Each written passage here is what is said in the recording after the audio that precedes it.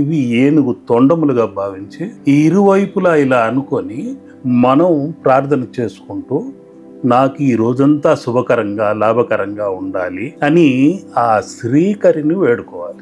ఇదేమో అగ్నితత్వము, వాయుతత్వము, ఆకాశతత్వము, భూతత్వము, జలతత్వం. Negative positive, negative positive, negative ఈ విధంగా అనుకుంటూ ఆ నెగిటివ్ని మనం బంధించాలి. ఆ నెగిటివ్ని బంధించడం అంటే ఈ విధంగా బంధించుకోవాలి. ఓం లక్ష్మీ గణపతి నమః అనుకోని చేసుకోవాలి. ఈ విధంగా చేయడం వల్ల, ఈ ముద్ర చేయటం వలన శని దోషాలు కూడా తగ్గుతాయి. రాధా, నేను ఇప్పుడు పిల్లను గ్రోవితో పాటు నా రూపం నీకు అసలైన రూపం చూపించబోతున్నాను, కంగారు పడద్దు. అప్పుడు కృష్ణ కృష్ణ అంటూ అమ్మవారు వేడుకుంటూ ఉంటుంది పూజలు చేస్తూ. అప్పుడు కృష్ణుడు పిల్లను గ్రోవితో పాటు ఒక చేతిలో ఖడ్గం, కపాలమాల, ముండమాల ఇవన్నీ ధరించి కాళీ శక్తిగా అగుపిస్తాడు. భోగర్ సిద్ధ గురు పరంపరగా ఉన్న ఆ గురుదేవులను వాళ్ళని అందరినీ వేడుకుంటే ఒక రూపాన్ని అందజేశారు. ఆ రూపమే ఇక్కడున్న మరకత శివలింగేశ్వర, విఘ్నేశ్వర, అష్టదిక్కు వినాయకుడిది. ఆ సప్త వర్ణముల సమ్మేళనంతో ఒక నేత్రాన్ని చిత్రించి ఓం ప్రద్యుమ్నాయ నమః అనుకుంటూ ఒక జీవ శక్తిని ఆ తెల్లటి చుక్కలో మనము ప్రతిష్ఠ చేయాలి. ఆ ప్రద్యుమ్న అనే ఆ కాంతి ఎక్కువైన కొద్దీ మనకు కళ్ళజోడు అవసరం లేదు. ఓం శ్రీమాత్రే సిద్ధిదాత్రి అన్ని సిద్ధించాలి అని కోరుకుంటే మాత్రము తప్పకుండా అన్ని సిద్ధిస్తారు. శ్రీ సన్నిధి ప్రేక్షకులకు నమస్కారం. మనం ఎందరో యోగులను, ఎందరో గురువులను, మరెందరో సాధకులను నిత్యం కలుస్తూనే ఉన్నాం. వారి నుంచి అద్భుతమైనటువంటి ఆత్మజ్ఞానాన్ని తీసుకుంటూనే ఉన్నాం. అయితే మనందరికీ సుపరిచితులు ఎంతోమంది జీవితాలలో వారి యొక్క సూచనలతోనూ, వారు ఇచ్చినటువంటి సాధనలతోనూ, వారు ఇచ్చినటువంటి మంత్రదీక్షలతోనూ, వారు ఇచ్చినటువంటి చిత్ర రాజములతోనూ వారి జీవితాల్లో ఎన్నో సమస్యలను దూరం చేసి వారికి కొత్త వెలుగులు నింపారు కళశ్రీ గారు. అయితే వీరు ఒక జ్ఞాన నిధి. మనం గతంలో వీరిని కలుసుకోవడం జరిగింది, కొన్ని వీడియోలు చేయడం కూడా జరిగింది. కానీ ఈ నిధి తరగని నిధి. మనం ఎంత తవ్వుకుంటే అంత మనకి ఉపయోగపడుతుంది. మన శ్రీ సన్నిధి ఛానల్కి వారు ఇచ్చేటటువంటి ఏదైతే సందేశాలు ఉన్నాయో, ఏవైతే సాధనలు ఉన్నాయో, ఏవైతే దీక్షలు ఉన్నాయో ఇవన్నీ కూడా చాలా ప్రత్యేకమైనవి. వారికి మన శ్రీ సన్నిధి ప్రేక్షకులంటే విపరీతమైనటువంటి అభిమానం, ప్రేమ. ఆ వాత్సల్యంతోనే వారు ఎక్కడా చెప్పనటువంటి ఎన్నో రహస్యాలను మనకి చెప్తూ ఉంటారు. కాబట్టి వారు ఇచ్చినటువంటి ఈ గొప్ప అవకాశాన్ని మనందరం కూడా సద్వినియోగం చేసుకోవాలి. వారు ఇచ్చినటువంటి సూచనలు కానీ, వారు ఇచ్చినటువంటి సాధనలో కానీ, వారు ఇచ్చినటువంటి సందేశంలో కానీ ఉన్నటువంటి అమృతాన్ని మనందరం కూడా తీసుకోవాలని కోరుకుంటూ ఈ సత్సంగం ప్రారంభిద్దాం. నమస్కారం గురుగారు. నమస్కారం. చాలా సంతోషం గురుగారు, మీరు మాకు సమయం ఇచ్చారు. అమ్మ అనుకూలంగా వాతావరణం సృష్టిస్తుంది. మనం నిమిత్త మాత్రం. ప్రతిరోజు కూడా ప్రతి ఒక్కరు అనుకుంటారు, మా జీవితంలో ఏ సమస్యలు లేకుండా, ఏ బాధలు లేకుండా, ఏ కష్టాలు లేకుండా సుఖంగా సంతోషంగా జరిగిపోవాలా, అలా ఉంటే బాగుంటుందని ప్రతి ఒక్కరు కోరుకుంటారు. కానీ అలా కోరుకోవడానికి ప్రతిరోజు కూడా ఉదయం లేవగానే ఆ రోజంతా బాగుండాలి, బాగుండేలా చెయ్యాలి అంటే ఏం చేయాలి, ఏ మంత్రం జపించాలి, ఏ శ్లోకం చెప్పాలి, ఏ స్తోత్రం చెప్పాలి గురుగారు? చాలా చక్కటి ప్రశ్న ఇది.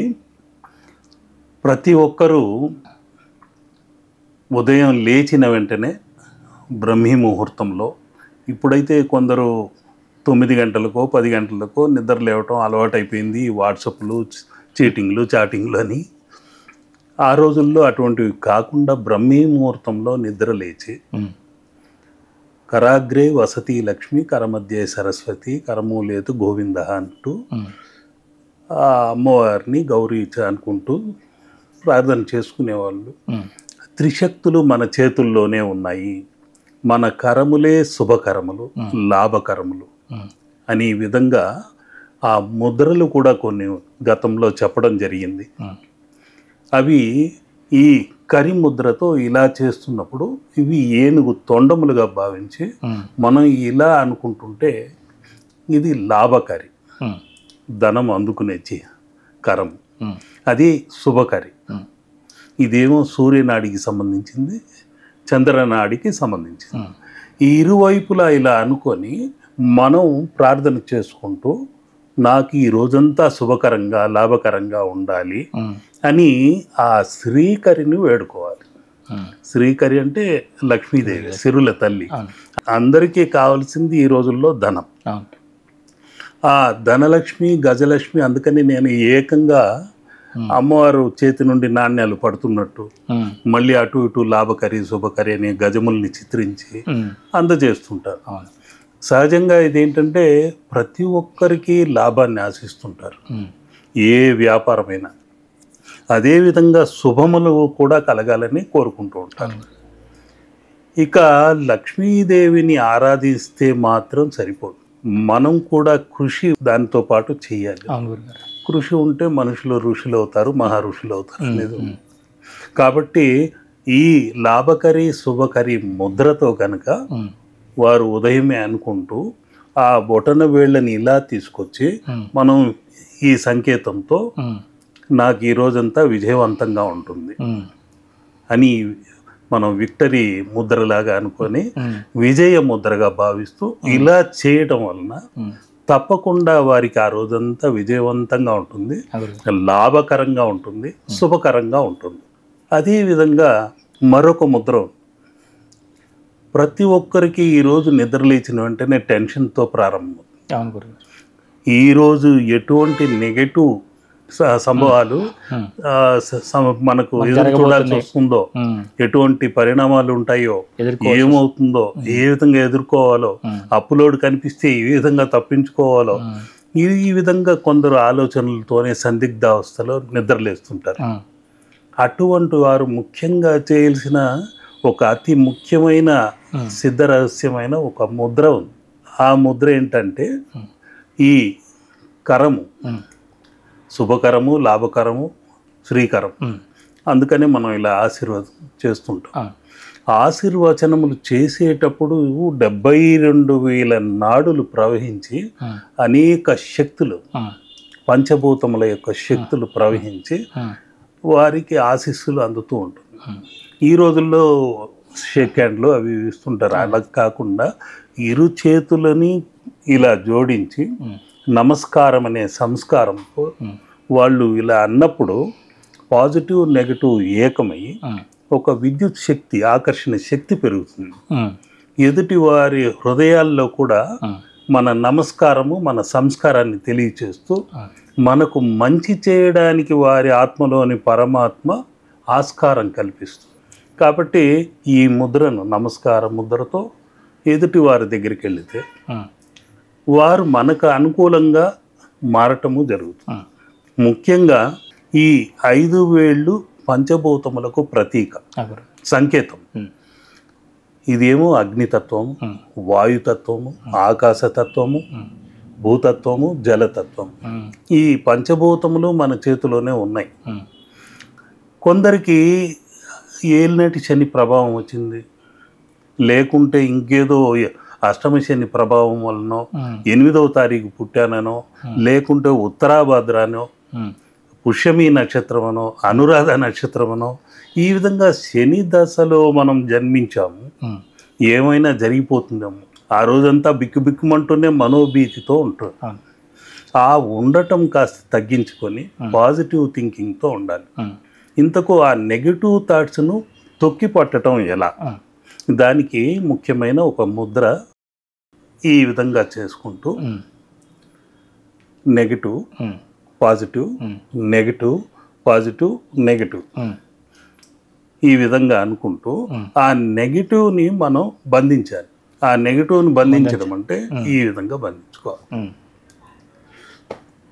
ఇది చేసినప్పుడు మెల్లమెల్లగా ఈ 2 వేళ్ళు ఇలా మారినప్పుడు ఈ ఆకాశ తత్వానికి పైన ఉన్నది, ఈ జలతత్వము, అగ్నితత్వము కింద ఉంది, ఇవి 2 ఏకమవుతుంది. భూతత్వం, వాయుతత్వం. ఈ పాజిటివ్ 2 మనల్ని ఇలా సూచిస్తున్నాయి. ఈ ముద్రనే ఈ విధంగా చేస్తే గణేష ముద్ర, లక్ష్మీ గణపతి ముద్రగా ఈ భావిస్తూ ఓం లక్ష్మీ గణపతి అయి నమః అనుకోని చేసుకోవాలి. ఈ విధంగా చేయడం వల్ల, ఈ ముద్ర చేయటం వలన శని దోషాలు కూడా తగ్గుతాయి. గురుగారు.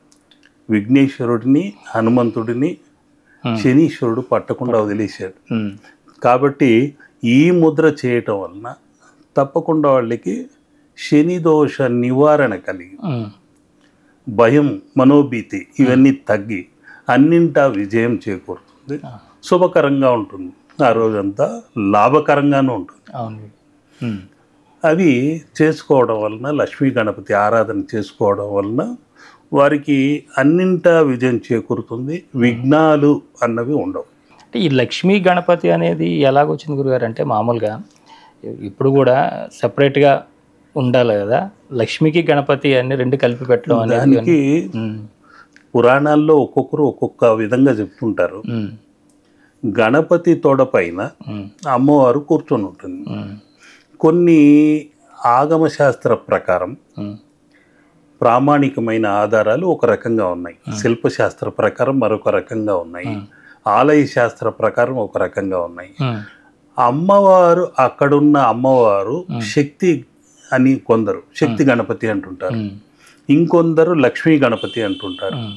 అసలైన విషయం ఏంటయ్యా అంటే క్షీరసాగర మదనం జరిగినప్పుడు ఆ అసురులు సురులు అటు ఇటు వాసుకితో ఆ మందర పర్వతాన్ని మదిస్తున్నప్పుడు, మదనం చేసినప్పుడు మొట్టమొదటిసారిగా పుట్టింది ఏంటంటే హాలాహలం. ఆ పరమేశ్వరుడు తీసుకున్నాడు కాబట్టి సరిపోయింది, లేకుంటే ప్రపంచమంతా అల్లకల్లోలమయ్యి దగ్ధమయ్యేది అనేది ఒకటి ఉంది. ఈ విధంగా ఎందుకు జరిగింది? ఆ ఆదిశేషువే ఉన్నాడు, ఆ వాసుకి సర్పం ఉంది, ఆ పరమేశ్వరుడు హాలాహలాన్ని తీసుకున్నాడు, ఆ మహావిష్ణువే కూర్మావతారం ఎత్తాడు. ఆటంకాలు ఎందుకు అయ్యాయి? అమృతం రావాలి కానీ హాలాహలం ఎందుకు వచ్చింది, విఘ్నం ఎందుకు కలిగింది అని అన్నప్పుడు పరమేశ్వరుడు చిరుమందహాసంతో, బాబు మొదట ఏ కార్యం ప్రారంభించినా వినాయకుడిని ఆరాధించాలి, విఘ్నాలు లేకుండా ఉండాలి అంటే ఓం విఘ్నేశ్వరాయ నమః అనుకుంటూ కోరుకుంటూ ఆయన అనుగ్రహాన్ని పొంది ఆ తర్వాత మీరు ప్రారంభించాల్సింది. అందువల్లే మీకు హాలాహలం అందింది. కాబట్టి ఆ గణపతిని వేడుకోండి, విఘ్నాలు లేకుండా చేయవయ్యా. ఏదైతే మొదట మాకు మదనం చేసినప్పుడు పుట్టుకొస్తుందో అది నీకే సమర్పించుకుంటాం అనేసరికి వాళ్ళు మళ్ళీ క్షీరసాగర మదనం చేశారు. అక్కడ మహాలక్ష్మి పుట్టుకొచ్చింది. ఆ మహాలక్ష్మి వచ్చేసరికి అంతటి అందమైన అమ్మాయి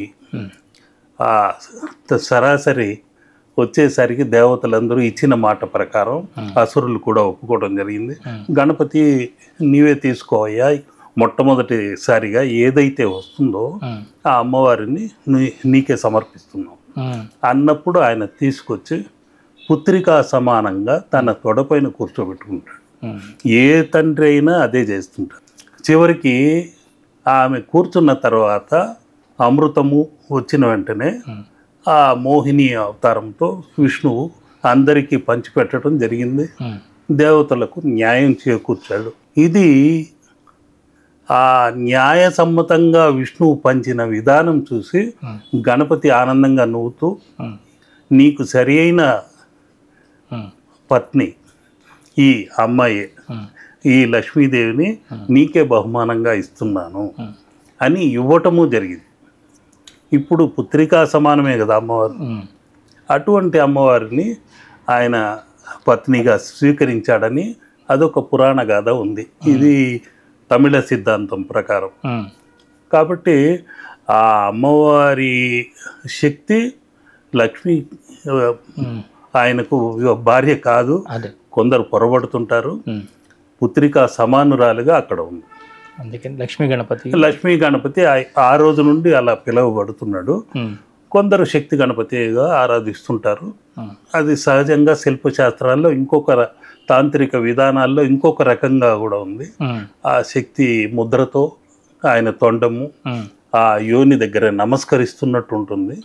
అది రకరకాలుగా అనుకుంటుంటారు, కానీ యోని పూజలో అదొక ముద్ర ఉంది. కాబట్టి మనం వీలైనంత వరకు అపార్థం చేసుకోకుండా ఆ యోని అనేది కాలరాత్రి, కృష్ణబిలము, అటువంటి కామాఖ్యాదేవి శక్తి తత్వము. కాబట్టి మనం ఏదైనా చూసే దృష్టిని బట్టి సృష్టి ఉంటుంది. అప్పటి నుండి మనం లక్ష్మీ గణపతిని ఆరాధిస్తూ వస్తుంటాం. సకల ఐశ్వర్యాలు కానీ ఏది కావాల్సిన లక్ష్మీ గణపతి ఆరాధన. అందుకని నార్త్ వైపు ఎక్కువగా దీపావళి రోజుల్లో లక్ష్మీ గణపతులనే ఆరాధిస్తుంటాం. గురుగారు ఇప్పుడు లక్ష్మీదేవి అన్నప్పుడు ఇప్పుడు టాపిక్ అదే నడుస్తుంది కాబట్టి అమావాస్య రోజు లక్ష్మీ పూజ చేయడం కానీ, అమావాస్య రోజు ప్రత్యేక సాధన చేయడం ద్వారా వీళ్ళకి కొంచెం ఐశ్వర్య సిద్ధి కలగడము, లేకపోతే ఉన్నటువంటి ఇబ్బందులు తొలగడము ఇవన్నీ జరుగుతాయని చెప్తుంటారు కదా, అది ఎంతవరకు కరెక్ట్? అమావాస్య అనేది మనం ఇటువైపు ఆ రోజుల్లో ఎటువంటి శుభకార్యాలు చెయ్యం. కానీ తమిళనాట వారందరూ మంచి శుభకార్యాలు చేయాలనుకుంటే అమావాస్య రోజే చేస్తుంటారు. ఎక్కువగా శూన్య తిథి అంటాం. ఒక వ్యక్తి సాధనలో శూన్యంలోకి వెళ్ళిపోతే, మొత్తం మాయా అనుకుంటే, ఆ జీరో స్థాయిలోకి వెళ్ళిపోతే ఇంకా అతను ఆత్మసాక్షాత్కారం పొందినట్టే. అటువంటి శూన్య తిథిలో ఏ పనులు చేసినా గ్రహ ప్రభావాలు వారిపైన ఉండవు. అందుకని అమావాస్య రోజుల్లో కొందరు పూజలు ఆచరిస్తుంటారు, తాంత్రిక సాధన చేస్తుంటారు. అందుకని మీరు ఒరిస్సా అటువైపు వెళ్ళారంటే చతుషష్ఠి కోటి యోగిని పూజిత లలిత విధానంలో కూడా కొందరు తాంత్రిక మూర్తులు ఉన్నారు, కొందరు అమ్మవార్లు ఉన్నారు. మన ధ్యాన మందిరంలో కూడా అమ్మవార్లు పెట్టడం జరిగింది. ఒక్కొక్క అమ్మవారు ఒక్కొక్క శక్తికి ప్రతీకగా ఉంది. దానిలో ముఖ్యంగా ఒరిస్సాలో ఎక్కువగా కృష్ణకాళి అమావాస్య రోజున పూజలు చేస్తుంటారు. కృష్ణకాళి అనేది ఎవరు, ఎలా ఉంటుంది అనేది గతంలో కూడా ఒకసారి చెప్పాను. ఆ అమ్మవారు విష్ణువు యొక్క సోదరిగా, యోగమాయగా మనం ఆరాధిస్తూ ఉంటాము. ఆ కృష్ణతత్వమే కాళి అనేది కూడా ఉంటుంది. కృష్ణ అంటేనే వర్ణము, అటువంటి వర్ణమే. పూర్వపు రోజుల్లో బృందావనంలో రాధతో పాటు కృష్ణుడు విహరిస్తూ ఆ పిల్లను వింటూ అమ్మ ఆరాధనతో కృష్ణుడిని ఆరాధిస్తుంటే కుటిల జటిల అనే గోపికలు వెళ్ళి రాధకు భర్తగా ఉన్న అతని దగ్గరికి వెళ్ళి, ఓ పిచ్చోడా నువ్వు అంత అమాయకంగా ఉన్నావు, ఆ రాధేమో కృష్ణుడితో చటాపట్టాలు వేసుకొని తిరుగుతుంది బృందావనం అంతా, నువ్వేమో ఇంట్లో కూర్చొని ధ్యానంలో ఉన్నావు, వచ్చి చూడు కావాలంటే మాతో పాటు సాక్ష్యం మేము ఉన్నావురా తీసుకొస్తాం. ఇది కృష్ణ పరమాత్ముడికి తెలియదంటూ ఏమీ లేదు. వాళ్ళు బయలుదేరిన వెంటనే అర్థం చేసుకుని చిరునవ్వుతో, రాధా నేను ఇప్పుడు పిల్లను గ్రోవితో పాటు నా రూపం నీకు అసలైన రూపం చూపించబోతున్నాను, కంగారు పడద్దు అనేసరికి కుటిల జటిలతో రాధ భర్త కూడా వచ్చి పొదల్లో నుండి చాటుగా చూడటం జరుగుతుంది. అప్పుడు కృష్ణ కృష్ణ అంటూ అమ్మవారు వేడుకుంటూ ఉంటుంది పూజలు చేస్తూ. అప్పుడు కృష్ణుడు పిల్లను గ్రోవితో పాటు ఒక చేతిలో ఖడ్గం, కపాలమాల, ముండమాల ఇవన్నీ ధరించి కాళీ శక్తిగా అగుపిస్తాడు. అప్పటి నుండి ఆ యోగమాయ అనే శక్తి కాళీ రూపంతో ఉంది. అందుకని కృష్ణకాళీని తాంత్రిక విధానంలో ఎక్కువగా అక్కడ ఆరాధన చేస్తుంటారు. ఎటువంటి సాధన విజయవంతంగా జరగాలన్నా ఈ కృష్ణకాళీనే ఆరాధిస్తుంటారు. ఆ కృష్ణ తత్వము అనేది కూడా, ఆ నల్లటి వర్ణం కూడా అటువంటిది. ఆ కృష్ణ బిలం నుండి కూడా మనకు అనేక గ్రహాలని లోపలికి తీసేసుకుంటుంది, విడుదల చేయగలుగుతుంది. అదే యోని. అటువంటి సృష్టి యోని అనేది ఒకటి ఉంది. మనం ఇక్కడున్న సహస్రారంపై ఆ కృష్ణ తత్వముతో బిలం ఉంది. ఆ కృష్ణ బిలము గెలాక్టిక్ సెంటర్కు కనెక్ట్ అవుతుంది. అందుకనే ఇక్కడ ఆ సిద్ధిదాత్రిని వేడుకుంటూ, ఆ మహాగౌరిని వేడుకుంటూ, ఇక్కడున్న ఆ కాలరాత్రి అనే శక్తిని వేడుకొని మనం కాస్మిక్ ఎనర్జీని తీసేసుకోవడం జరుగుతుంది. ఆ తర్వాత ఇక్కడికి వచ్చిన తర్వాత కాత్యాయని దేవి ఉంటుంది. మళ్ళీ ఇక్కడి నుండి కంఠానికి వచ్చేసరికి స్కందమాత ఉంటుంది. స్కంద అంటేనే విస్ఫోటనం. ఇప్పుడు నేను మాట్లాడుతున్న శబ్ద తరంగాలు విస్ఫోటనం అవుతున్నాయి. అవును. అది అందరూ వింటున్నారు. అది స్కందమాత. ఇక్కడ కూష్మాండ, హృదయమే కూష్మాండాదేవి, ఆ అమ్మవారు ఇక్కడ కొలువైంది. ఇంకొద్ది కిందికి వచ్చామంటే అమ్మవారు చంద్రఘంటాదేవి. నాభి స్థానం నుండి కిందికి వెళ్ళేసరికి బ్రహ్మచారిణి మాత. ఇంకొద్దికి మూలాధారానికి వెళ్ళామనుకోండి, అసలైన పుట్ట అక్కడే ఉంది. శ్రీశైల శిఖరము ఎలా ఉందో అలాంటి పుట్ట ఉంది. అదే శ్రీశైలపుత్రి. అక్కడుండే శ్రీశైల పుత్రియే కుండలిని అనే అమ్మవారు అని మా గురువు గారు నేర్పించిన విధానం. అదే భూతత్వం. అక్కడున్న అమ్మవారు 4 దళముల పైన కూర్చొని లం అనే బీజాక్షర శక్తిగా అమ్మవారిని వేడుకోవటము, ఒక్కొక్క నిచ్చెన ఎక్కుతూ ఒక్కొక్క ముడిని విప్పుకుంటూ మనం సహస్రారానికి వెళ్ళటము, మళ్ళీ రావటం జరుగుతుంది. ఈ అమావాస్య రోజుల్లో మనకు ఈ నాగశక్తిని మేల్కొల్పినందుకు శూన్య తిథిగా ఉంటుంది కాబట్టి ఇలా 2 శక్తులు పెనవేసుకొని 2 నాగములు వెళ్తుంటాయి. మామూలుగా మనం కొన్ని ఆరోగ్య సూత్రాలు, కొన్ని సంస్థలు సింబల్స్, చిహ్నాలు వాడుతుంటారు.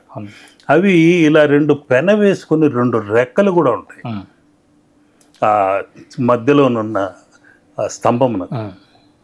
ఆ 2 రెక్కలే ఈ గోడలు.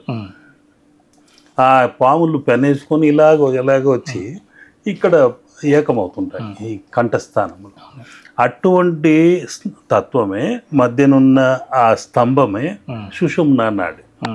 ఈ 2 నాగములే ఈడ పింగళ నాడిలు మనకు అగుపిస్తాయి. అది సూక్ష్మాతి సూక్ష్మంగా మనో దర్శనముతో దర్శించుకుంటే అగుపిస్తాయి. బాహ్య చక్షువులకి అగుపించవు అవి. కాబట్టి అంతర్ముఖంగా మనం దర్శించుకోగలిగితే ఎన్నో వింతలు విడ్డూరాలు చూడవచ్చు. ఆ కృష్ణకాళి దర్శనం కూడా పొందవచ్చు. ఇప్పుడు మన కార్తీక మాసంలో ఉన్నాం కదా గురుగారు, ఇప్పుడు రాబోయే అమావాస్య ఏమైనా ప్రత్యేకంగా ఏమైనా చేయవలసి ఉన్నాయంటారా? ఇది శివకేశవుల మాసం. వారికి భేదం లేదు. కొందరు దానికి విభేదాలు కల్పిస్తున్నారు. శివకేశవ తత్వమే కాకుండా కృత్తిక నక్షత్రంతో కలిసి వచ్చిన మాసం కాబట్టి కార్తీక మాసమైంది. కార్తీక తత్వంతో కార్తికేయుడిని కూడా ఆరాధిస్తుంటారు తమిళనాట. అదేవిధంగా ఆ కార్తీక మాసములోనే మన ధ్యాన మందిరం దగ్గర ఒక కార్తీక దీపం లాగా 3 రోజులు సీసీ కెమెరాలో రికార్డ్ అయింది. అటువంటి జ్యోతి కనిపించిన చోటే మకర జ్యోతిగా నేను భావించి అయ్యప్ప ఆలయం, శివకేశవ అయ్యప్ప ఆలయం అని కట్టడం కూడా జరిగింది. అవన్నీ కాకుండా అక్కడ శ్వేతనాగం తిరుగుతున్న కుబుసములు కూడా కొన్ని సాక్షాత్కరించాయి. అది కుండలిని నాగశక్తిగా మేము ఆరాధిస్తున్నాము. అదేవిధంగా ఈ కార్తీక మాసంలోనే ప్రారంభించాను ఆ సుబ్రహ్మణ్యేశ్వరుడిని. సుబ్బన్న అంటేనే సర్పతత్వము. ఆయన అనుగ్రహంతో నవపాషాణ శరవణ భవ అనే తత్వంతో నవపాషాణాలతో ఇక్కడున్న స్వామిని మలచటము, కొలవటము జరుగుతూ వస్తుంది. అదేవిధంగా అటువైపు ఉన్న భోగరు అనుగ్రహము కలిగింది. వారు నన్ను అనుగ్రహించారు. అనుగ్రహించి ఎక్కడో ఉన్న పళని కొండ, నేనెవరో తెలియదు, వారెవరో నాకు తెలియదు, కానీ ఏ విధంగా వెళ్ళిందో ఏమో కానీ అక్కడి వరకు భోగరు అనే సిద్ధగురువుని తయారు చేస్తున్నాడు ఫలానా కేశవ గురుస్వామి. ఆయన చేస్తున్న నవపాషాణ విగ్రహము సరైన పద్ధతిలోనే చేశాడా అంటూ భోగర్ సిద్ధ గురు పరంపరలో ఉన్నవారు వెతుక్కుంటూ రావటం జరిగింది. వారు నన్ను గుర్తించి ఇక్కడికి రావటము 3 రోజుల క్రితమే వచ్చారు. ఈ కార్తీక మాసమే రావటం ఆయన అనుగ్రహం మహద్భాగ్యంగా భావిస్తూ ఈ శాలువను మంత్ర ఓం మురుగా పళని అనే మంత్ర విస్ఫోటనముతో ఉన్న శాలువని మనకు ఆ స్వామి దగ్గర నుండి పూజలు చేసి తీసుకొచ్చారు. అది ఎన్నో జన్మల పుణ్యఫలంగా భావించి అదేవిధంగా ఆయన అనుగ్రహంతో ఉన్న ఈ స్వామి ఆ, సుబ్రహ్మణ్య స్వామి, దండాయుధపాణి, వేలాయుధపాణి, పళని స్వామి, అటువంటి స్వామిని అందజేస్తూ వారు సన్మానించడం కూడా ఒక వింతే. వారు సన్మానించడమే కాకుండా జ్ఞాన ఫలం అని ఈ అమృతం, అది ఏంటంటే ఈ జ్ఞాన ఫలము తిన్న వెంటనే నాకు హఠాత్తుగా 1000 ఏనుగుల బలం వచ్చినంత ఆ తేజస్సు, ఏదో శక్తి ఆవహించినట్లయింది. ధైర్యంగా నువ్వు చేయగలవు. నవపాషాణ విగ్రహానికి సాధన ఎందరెందరో చేశారు, మీకింత సాహసం ఎందుకు చేశారు అంటే జీవితానికి ఏదో సార్థకత కావాలి.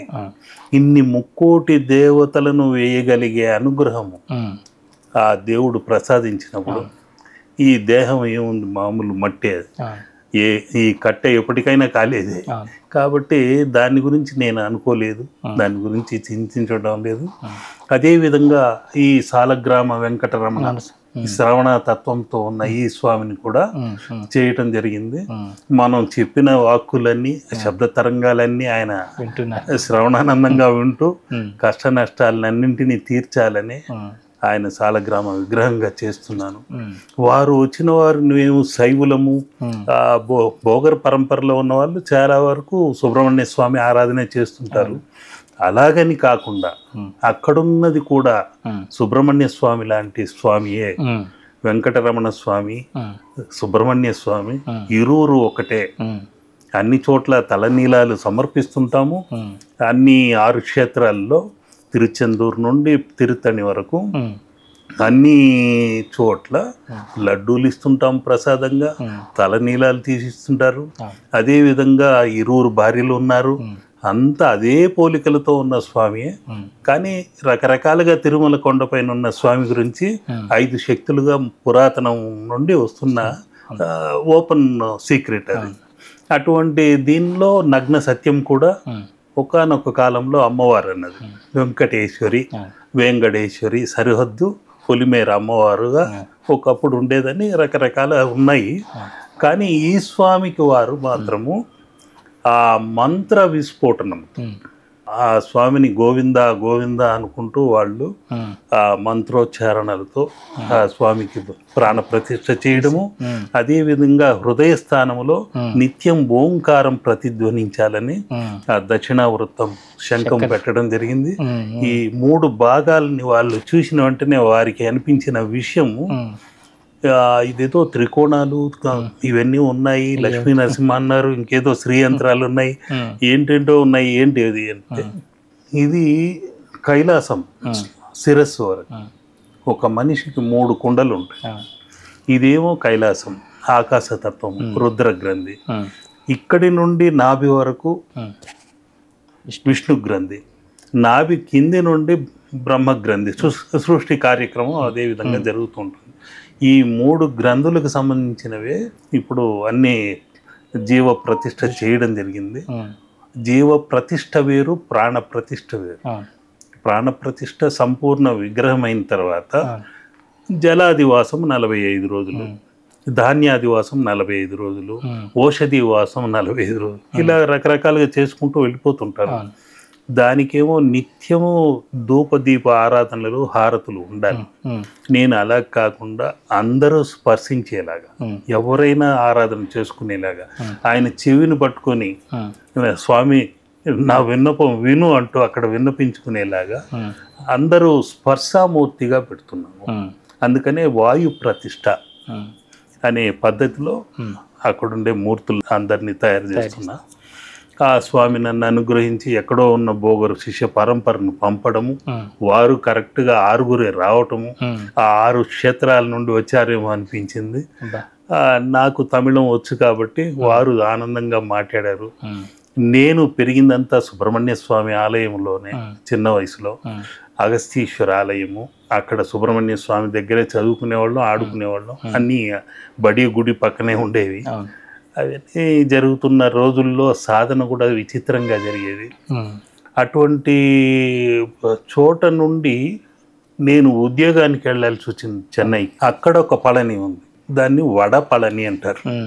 వడపళని అంటే ఉత్తరం వైపు ఉన్న పళని కొండ అని. మనం ఇప్పుడు చూస్తున్న పళని వేరు, దక్షిణాన ఉంది. కాబట్టి ఉత్తర పళని అనే చోట నేను 36 ఏళ్ళు ఉన్నా. అక్కడే ధ్యాన మందిరం ఉండేది, ఒక పిరమిడ్ సెంటర్, మెడిటేషన్ సెంటర్ ఉండేది. 80లో ప్రారంభించాను. 80 నుండి 99 వరకు ఆ ధ్యాన మందిరం ఉండేది. అనుకోకుండా ఇక్కడికి హైదరాబాద్కు రావటము, భాగ్యనగరంలో అమ్మవారి ఆజ్ఞ అయితే శంషాబాద్లో ఒక ధ్యాన మందిరం కట్టమని అమ్మ ఆజ్ఞ అయింది. ఈ అమ్మవారు వచ్చి కూడా ఇక్కడున్న చండి చాముండేశ్వరి స్వయంగా వచ్చి కూర్చుంది కాబట్టి ఆమెకే ఆలయ నిర్మాణం కూడా అక్కడ చేయటం జరిగింది. చతుషష్ఠి కోటి యోగిని పూజిత లలితాంబికగా అక్కడ ప్రతిష్ట చేయటము జరిగింది. మన సనాతన ధర్మంలో అనేక కళలు కాలగర్భంలో కలిసిపోయాయి. అనేక రకాల దాడులు, అవన్నీ మళ్ళీ పునరావృతం చేయాలి, ఆ సాందీప మహర్షి గురుకులాన్ని ప్రారంభించాలనే తత్వంతో ఇప్పుడు ప్రారంభిస్తూ ఒక్కొక్కటి చేసుకుంటూ వస్తున్నా. అది మన ఛానల్ ద్వారా ఒక్కొక్క విషయాల్ని, సిద్ధ రహస్యాల్ని ఇలా మీ ద్వారా పాల్పంచుకుంటున్నాం. అవును. అంటే మీరు అష్టదిక్కులు వైపు గణపతి చూసే విధంగా మీరు తయారు చేశారని చెప్పారు. కాస్త దాని గురించి మాకు. అది మామూలుగా ఉర్లీ గణపతి అని ఒకటి పెట్టాను. కొందరు కూర్మతత్వంతో ఉన్న వాళ్ళు ఉన్నారు. రాహు కేతు ఛాయలు అనేవి 2 రకములు ఉన్నాయి. రాహుతత్వానికి సదరగిరి అనే ఒక స్థలం ఉంది, బోగరు, అక్కడే విగ్రహాన్ని తయారు చేశారు. దానిలో రాహు దోషములు ఉన్న వాళ్ళకి, రాహు దశలో పుట్టిన వాళ్ళకి, ఆరుద్ర, శతభిషం, స్వాతి నక్షత్రంలో వాళ్ళకి ఆ కూర్మతత్వంతో ఉన్న ఒక ఉర్లీ లాంటిది, పళ్ళెం లాంటిది చేసి అందులో వినాయకుడిని పెట్టి ఇవ్వటం జరిగింది. ఆ రాహు దోషాలన్నింటినీ తీసుకునేలాగా ఆ వినాయకుడికి నువ్వుల నూనె రాసి అందులో జలం పోసి దొడ్డుప్పు, కల్లుప్పు వేసి ఎటువంటి రాహు ఛాయలున్నా దోషములున్నా అది తీసుకునేలాగా పెట్టాము. అవన్నీ కాకుండా ధనాకర్షణకు ఇంకేమైనా ఉందా అని కొందరు అడగటంతో అష్టదిక్కులకు చూసేలాగా వాస్తు, వేదిక్ సైన్స్ ప్రకారము వాస్తు దోష నివారణ చేస్తూ అష్టదిక్కులకు పరమేశ్వరుడితో ఆ లింగాకారంగా ఉన్న ఒక మూర్తిని చేసి అన్ని దిక్కులకు చూసే వినాయకుడిని కంపోజ్ చేస్తే ఎలా ఉంటుంది అని బోగర్ సిద్ధ గురు పరంపరగా ఉన్న ఆ గురుదేవులను వాళ్ళని అందరినీ వేడుకుంటే ఒక రూపాన్ని అందజేశారు. ఆ రూపమే ఇక్కడున్న మరకత శివలింగేశ్వర, విఘ్నేశ్వర అష్టదిక్కు వినాయకుడిది. ఇది శివలింగము పూర్తిగా అపరంజితో చేసి, ఈ అపరంజి అనేది సువర్ణము అనేది గురువు యొక్క లోహం. ఈ గురు తత్వముతో ఉన్నవన్నీ సువర్ణ తత్వముతో ఉన్నవన్నీ బృహస్పతి కటాక్షాన్ని అందజేసేది.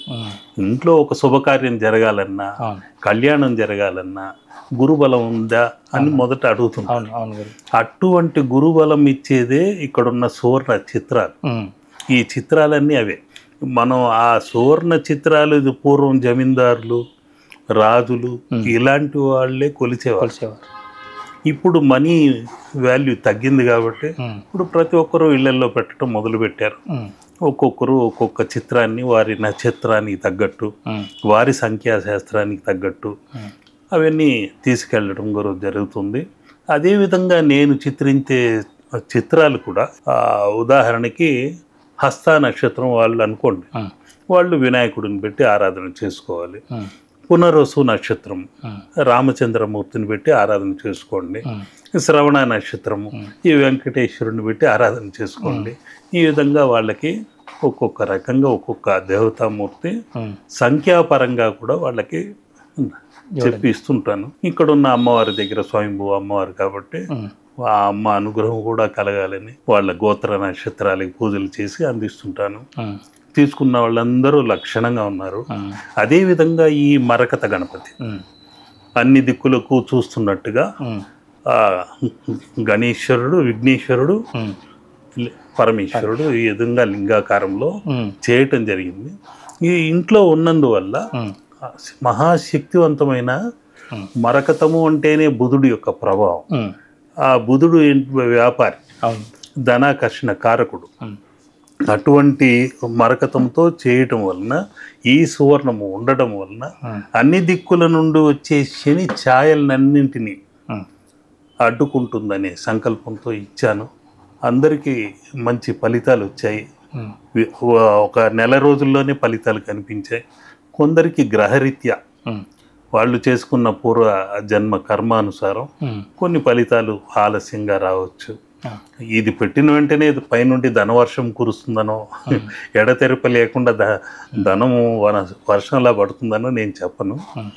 దాన్ని నమ్మకంతో తీసుకున్న వాళ్ళకి ఇంట్లో పెట్టుకున్న తర్వాత వాళ్ళు చేయవలసినటువంటి ప్రత్యేకమైన పూజలు కానీ ఇంకోటి కానీ ఉంటాయి. అభిషేకాలు, ప్రత్యేకమైన పూజలు అవన్నీ ఏమి అవసరం లేదు.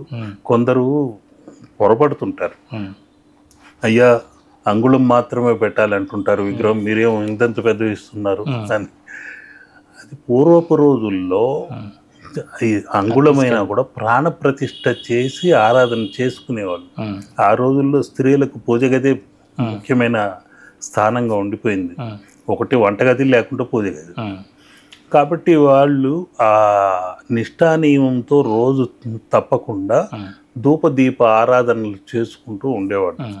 ఎక్కడికైనా తీర్థయాత్రలు వెళ్ళటం జరిగితే ఏ కండువాకో కొంగుకో ముడేసుకోనో లేకుంటే సంచిలోనో సునాయాసంగా మోసుకెళ్ళేలాగా ఉండేది. వాళ్ళు ఆ క్యారీ చేసేలాగా, మోసుకెళ్ళేలాగా ఒక అంగుళం మాత్రం పెట్టుకుంటే చాలు అనుకునేవాళ్ళు. అది అలాగే ఆ సాంప్రదాయం కొనసాగింది. ఇప్పుడు అలాంటివి లేవు. ప్రతి ఇళ్లల్లో నిత్య పూజలు లేవు. అందరూ స్త్రీలు కూడా ఉద్యోగం చేస్తున్నారు, వాళ్ళు బాధ్యతలు పెట్టుకున్నారు. పిల్లల్ని పెంచి పెద్ద చేయాలి, భర్తను చూసుకోవాలి, ఈఎంఐలో అవన్నీ కట్టాలి, నెలసరి అప్పులు అవన్నీ తప్పించుకోవాలి. ఈ రెండు చేతులు కలిస్తేనే శబ్దం వస్తుందని భార్యాభర్తలు పరస్పర ఒక దీనికి రావడం వలన ఒక ప్రణాళికతో ఇల్లు కట్టుకోవడానికో ఏదో అప్పులు సొప్పులు చేస్తుంటారు, నెలసరి కంతుల కింద తీర్చేసుకుంటుంటారు. కాబట్టి ఇద్దరూ ఇటువంటి ఉద్యోగరీత్యా పరుగులు తీస్తుంటారు. కాబట్టి నిత్య పూజలకు అవకాశం తక్కువ. కాబట్టి ఇళ్లల్లో మాత్రము ప్రాణప్రతిష్ఠ చేయకుండా ఎంత పెద్ద విగ్రహం పెట్టుకున్నా తప్పులేదు. మనం విగ్రహారాధన చేసుకోవచ్చు. ప్రతి విగ్రహంలో, ప్రతి చోట, ప్రతి అణువులో దేవుడు ఉన్నాడు. కాబట్టి మనం ఒక రూపాన్ని ఇచ్చి రూపధ్యాన క్రియ అనేది మన ఆలయంలో కూడా పెట్టడం జరిగింది. అటువంటి క్రియతో చేసుకుంటే చాలనే విధంగా వాళ్ళకి ప్రాణప్రతిష్ఠ చేయకండి అని చెప్పే ఇస్తుంటాను. పెద్ద పెద్ద విగ్రహాలు పెట్టి ఆరాధన చేసుకుంటుంటారు, తప్పేం లేదు. అంటే దీన్ని ఎక్కడ పెట్టుకోవాలి గురుగారు? గృహంలోని ఎక్కడ, ఏ స్థానంలో పెట్టుకోవాలి? మనం హాల్లో కానివ్వండి, పూజ గదిలో కానివ్వండి, ఎక్కడ పెట్టినా దాని యొక్క ఫలితము అద్భుతంగా ఉంటుంది. ఆ బుధ ప్రభావం వలన జనాకర్షణ, ధనాకర్షణ, చిత్తాకర్షణ, శరీరాకర్షణ, నేత్రాకర్షణ, ఈ పంచ ఆకర్షణ శక్తులు కూడా పెంపొందుతాయి. దానివలన వాళ్ళకి ఏంటంటే వాణిజ్యపరంగానో మరో రకంగానో జనాదరణ, ధనాకర్షణ ఇవన్నీ పెరుగుతాయి, మంచిగా ఉంటుంది. పిల్లల్లో వారి బుద్ధిమాంద్యం ఉన్న వాళ్ళు కూడా మెమరీ బాగుంటుంది. బుద్ధికారకుడే బుధుడు. కాబట్టి ఆ విఘ్నేశ్వరుని ఆరాధించుకుంటే మంచిదని అందజేస్తూ వస్తుంటారు. అంటే గురుగారు, మీరు ఇప్పుడు ఇన్ని దేవతా చిత్రాలు, మీరు ఇవన్నీ చాలా, అంటే దానికి తగిన తిథి, నక్షత్రం, ఆ రోజు బలం అంతా చూసుకుని దానికి తగినట్టుగా స్వామివారిని ఎట్లా చేయాలని చూస్తుంటారు కదా. ఇలా మీరు ఎప్పుడైనా యక్షులు, గంధర్వులు వాళ్ళని మీరు చిత్రీకరించి జరిగిందా? వాళ్ళ దర్శనాలు ఎట్లా జరిగితే ఆ టైంలో అన్న నిజంగా తెలుస్తుందా మనకి? ఇప్పుడు మనం సహజంగా ఈరోజు ముఖ్యమైన పాయింట్ చెప్పారు. సహజంగా గురువుగారు మీరు మూడో నేత్రంలో దర్శించుకుంటున్నారు అని మేము చాలాసార్లు విన్నాము, చాలామంది చెప్పుకుంటూ ఉంటాం. దర్శించుకోవడం అంటే మూడో నేత్రం ఇక్కడే ఉందనేది కాదు. ఆ మూడవ నేత్రానికి దారి ఒకటి ఉంది. ఆ దారి ఏంటో కనుక్కోవాలి. ఆ దారి ఎక్కడి నుండి ఉంది అనేది ఈరోజు మీకు ముఖ్యంగా చెప్పాల్సి వచ్చింది. మీ తరపున శ్రీ సన్నిధి ప్రేక్షకులకు అందరికీ ఆ విషయం తెలియాలి కూడా. ముఖ్యంగా మూడవ నేత్రము అనేది ఈ నాసిక స్థానము, గురుస్థానం. ఎక్కడ నాసిక ప్రారంభమవుతుంది మనకు సహజంగా? ఎందుకంటే ఇక్కడ నుంచి ప్రారంభం అవుతుంది అంటారు భూమధ్యం. ఇప్పుడు మనం పీల్చుకునే గాలి ఈ 2 నాసిక రంధ్రముల నుండి లోపలికి వెళుతుంటుంది. సూర్యనాడి చంద్రనాడిగా వెళ్తుంటాయి. అవి రెండింటినీ మనము లోపలికి పీల్చుకునేటప్పుడు మధ్యలో ఒక సంధి అనే చిన్న గొయ్యి ఉంది. ఈ ముక్కు ఇక్కడ ఉంది కదా, నొక్కు ఉంది. ఆ నొక్కు దగ్గర ఇలా నొక్కుకున్నప్పుడు మరొక 3వ శరీరం, ఆ 3వ శరీరానికి ఉన్నది 3వ నేత్రం. అది ఇలా అనుకుంటూ మనం ధ్యానించుకోవడం. కొందరు ఈ ముద్రను కూడా చేస్తుంటారు. మీరు హనుమంతుల వారి విగ్రహాన్ని చూశారంటే ఆయన ఇలాగే ఉంటాడు స్వామి దగ్గర. కాబట్టి ఈ ముద్రను చేసుకుంటూ ఒక పద్ధతిలో చేయటం ఉంది. అదేవిధంగా మన ధ్యాస మొత్తము ముద్ర లేకుండా మామూలుగా మనం వెళ్తున్నాం, బస్సులోనో ట్రైన్లోనో ఫ్లైట్లోనో వెళ్తున్నాం.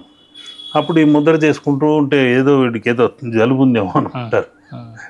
కాబట్టి మన అలా కాకుండా మన ధ్యాస మన అంతర్ముఖ చక్షువుతో మనం ఈ ముక్కు కలిసే ఆ నొక్కు దగ్గరే అక్కడ ఏదో ఒక సంగమం అవుతుంది. కుడి ఎడమ వైపు నుండి శ్వాస అనేది సంగమం అవుతుంది. అక్కడ త్రివేణి సంగమం లాగా కలుస్తుంది. ఇడా పింగళ సుషుమ్న నాడిగా మధ్యలో ఉంది.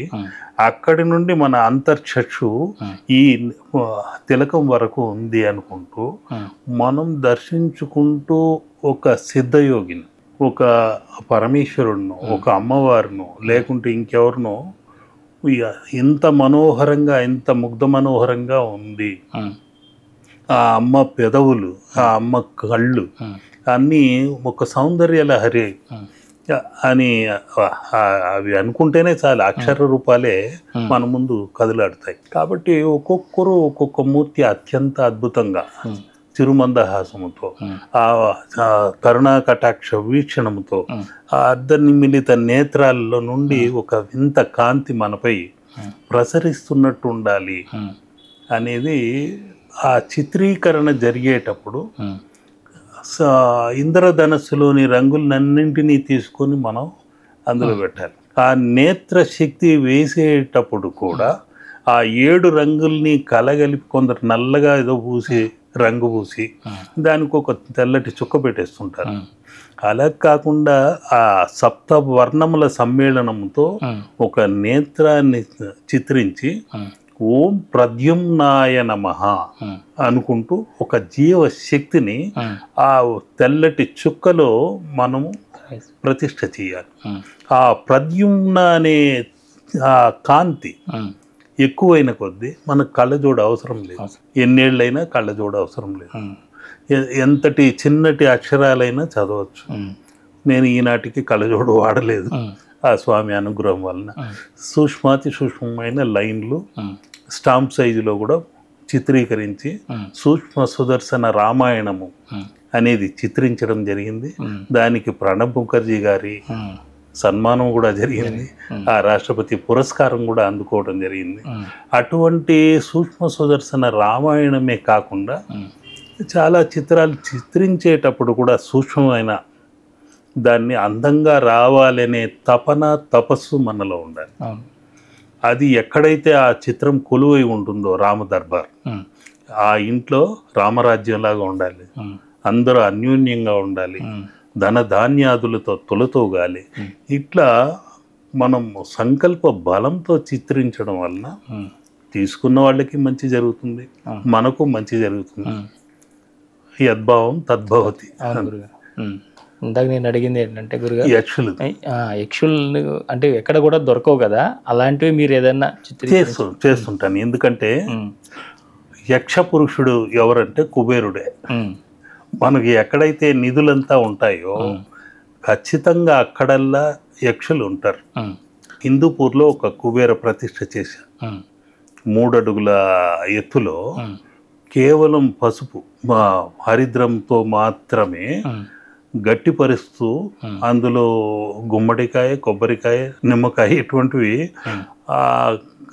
దీన్ని అన్నింటినీ కలగలిపి ఈ యక్షులకు ఇష్టమైనవి కొన్ని ఉన్నాయి, వాళ్ళకి ఇష్టమైన ఫలములు కొన్ని ఉన్నాయి, అవి కొన్ని పెట్టి అటువంటి ఆకులతో పసర్లతో కలిపి చేసి ఇచ్చేసరికి హిందూపూర్ మొత్తం దద్దరిల్లింది. సుమారు 1000 మంది క్యూలో నించొని ఆ పసుపు తీసుకెళ్లిన వాళ్ళందరూ ఒక 4-5 ఏళ్ళైనా మర్చిపోలేదు. అయ్యా మీరు ఆ రోజు మాకు మా హిందూపూర్కి వచ్చారు, మీ ట్రస్ట్ తరఫున కుబేర స్వామిని ప్రతిష్ఠ చేసి అందరికీ పంచిపెట్టారు, మా వాళ్ళందరూ అనుకుంటూనే ఉన్నాము, మీ వల్ల మాకు బాగుంది, ఇంకేదైనా ఉంటే అటువంటి కార్యక్రమాలు జరిగితే హైదరాబాద్కైనా వస్తాము చెప్పండి అని కూడా వాళ్ళు ఫోన్ల ద్వారా సంప్రదించడం కూడా జరుగుతుంది. అటువంటి యక్ష పురుషుణ్ణి మళ్ళీ నేను మన ధ్యాన మందిరంలో చేయడం జరిగింది.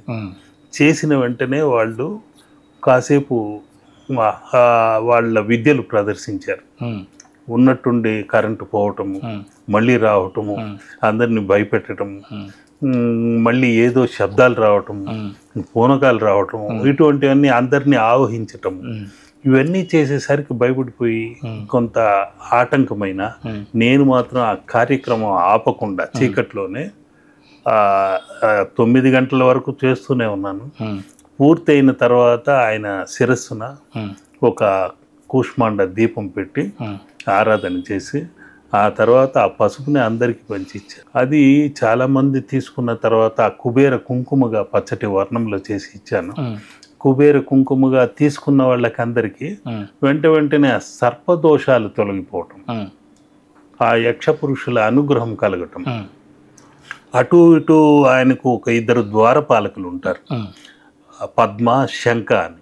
ఈ పద్మము, శంఖము అనేది లక్ష్మితో పాటు క్షీరసాగర మదనంలో పుట్టుకొచ్చింది. అవి కూడా లక్ష్మీకరంలే, అందుకనే పద్మంలో అమ్మవారు ఉంటుంది. అదేవిధంగా శంఖము దేవదత్తము లక్ష్మీకరమే. అటువంటి పద్మ, శంఖ యక్షులు అటు ఇటు ఉంటారు. యక్షుడి భార్య కుబేరుడి యొక్క పత్ని ఆ అమ్మవారు కూడా చిత్రలేఖ. ఒక ఇంటిని ఎప్పుడు కళకళలాడేటట్టు చేసే మహాయక్షిణి ఎవరయ్యా అంటే ఆ అమ్మవారే, చిత్రలేఖ. అటువంటి అమ్మవారిని చిత్రిస్తూ ఆయన వచ్చి ఒక లక్ష్మితో పాటు వచ్చిన ఉచ్చైస్రవం అనేది ఉంది. ఆ అశ్వము పైన పీఠం పైన కూర్చొని ఉంటాడు. ఆ పీఠము దగ్గరే మళ్ళీ ఇటు పద్మ, శంఖ ఉండి ఆ పీఠము వద్దే కుబేర యంత్రము, యక్ష యంత్రం ఉంటుంది. అదేవిధంగా కమలం ఉంటుంది, లక్ష్మీ కమలం, దానిలో మత్స్య యంత్రం ఉంటుంది. ఇవన్నీ కాకుండా దాంట్లో మకర నిధి అనేది ఒకటి ఉంటుంది. ఆ మకర నిధి ఒక్కసారి పట్టుకుంటే మాత్రము తరతరాలకు తరగినటువంటి వరాలను ఇస్తూనే ఉంటుంది. అటువంటి మకర నిధి ఎక్కడుందంటే తిరుమల కొండపైన ఉంది. ఆ కుబేర యంత్రం అక్కడ ఉంది. ఆ యంత్రంలో ఈ మకర యంత్రం కూడా ఉంది, మకర నిధి యంత్రం ఉంది.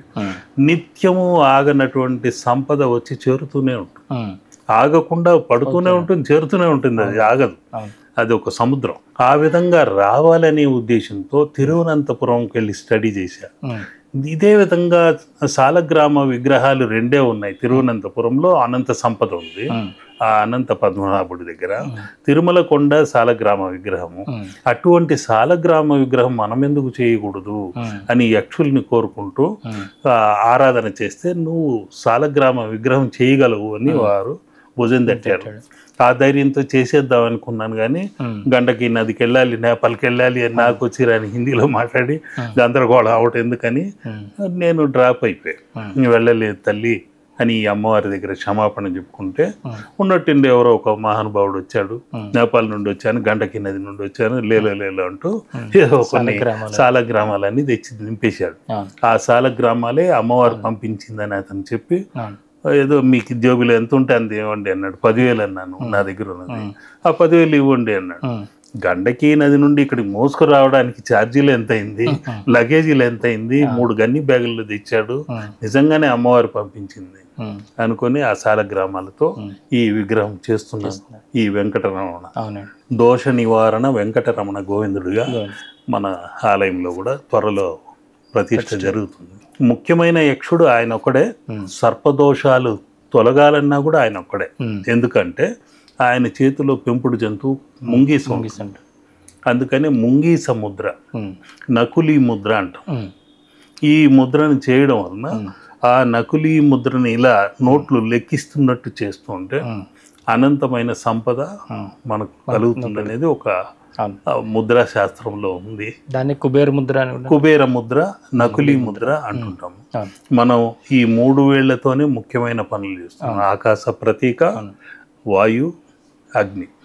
అంటే ఈ ముద్రలో పెట్టుకుని, అంటే ఎక్కడ పెట్టుకుని ఎలా పెట్టుకుని జపం చేయాలి గురుగారు? మామూలుగా ఇలా అనుకుంటూ మామూలుగా ఇలా కూర్చున్నప్పుడు బస్సులో కూర్చొని మీరు ఇలా అనే బదులు ఇలాగ అనుకోండి చాలు. ఇలాగ అనుకుంటూ మామూలుగా ఓం రామ్ బుధాయ నమః, ఓం వైశ్రవణాయ నమః, ఓం విట్టేశ్వరాయ నమః. ఆ కుబేరుడి అనుగ్రహం నాకు కలుగుతుంది. చిత్తాకర్షణ, శరీరాకర్షణ, నేత్రాకర్షణ, జనాకర్షణ, ధనాకర్షణ. ఇది బిగ్గరగా కాకుండా లోపలే మనం స్మరణ చేసుకోవటం. ఈ 5 శక్తులు మనకు సహకరిస్తున్నాయి. చిత్తాకర్షణ, శరీరాకర్షణ, నేత్రాకర్షణ, జనాకర్షణ, ధనాకర్షణ అవన్నీ మన కైవసం. దాంతో ఆయన పరవశం చెంది మనకు అన్ని ఎంత కావాలో అంత, ఎంత కావాలనో యక్ష పురుషుడు అనుగ్రహిస్తాడు. ఎంత అర్హత ఉన్నదో అంత వరకు ఇస్తారు. అంతే. ఇలాగా కర్ణపిశాచి సాధన కూడా యక్షిణి సాధన ఉంది. ఆ త్రాటక విద్యలో ఒక సాధన ఉంది. ఒక్కొక్క యక్షిణి తత్వం ఒక్కొక్క రకంగా ఉంది. దానిలో కొన్నింటి జోలికి మనం వెళ్ళకూడదు. అది అమావాస్య రోజుల్లో మీరు ఇందాక అడిగినట్టు అమావాస్య రోజుల్లో యక్షిణి సాధన చేస్తుంటారు. అవి ఈ రోజుల్లో కాస్త నిష్ఠానియమంతో చేసేవాళ్ళు, నేర్పే గురువులు తక్కువ.